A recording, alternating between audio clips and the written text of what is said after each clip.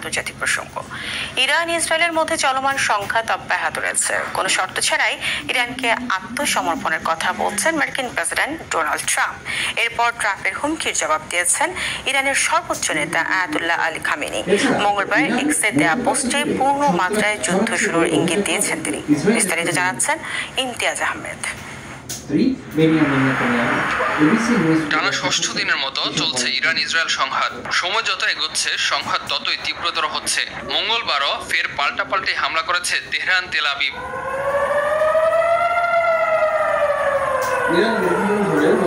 একে অপরের বিরুদ্ধে করা হামলায় দুই দেশই বিপর্যস্ত। 3 দিনের জন্য বন্ধ ঘোষণা করা হয়েছে জেরুজালেমের মার্কিন দূতাবাস। মঙ্গলবার কয়েক মিনিটের মধ্যে পরপর নিজের সামাজিক মাধ্যম ট্রুথ সোশ্যালে ইরান সম্পর্কিত বেশ কয়েকটি পোস্ট দিয়েছেন মার্কিন প্রেসিডেন্ট ডোনাল্ড ট্রাম্প, যেখানে ট্রাম্প দাবি করেন ইরানের সর্বোচ্চ নেতা আয়াতুল্লাহ আলী খামেনি কোথায় আছেন তা তিনি জানেন।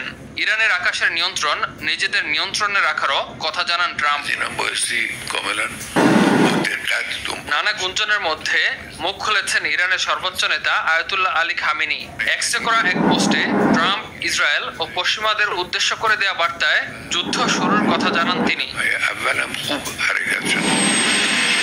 ইরানের বিরুদ্ধে সামরিক পদক্ষেপের কথা ভাবছে যুক্তরাষ্ট্র।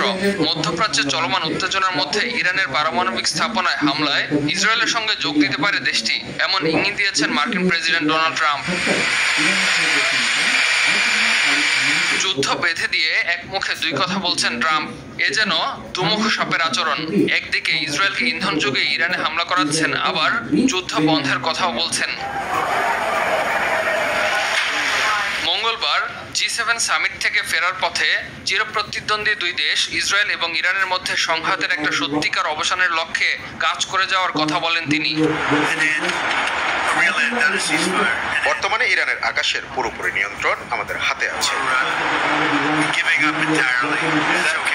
ইমতিয়াজ আহমেদ, RTV।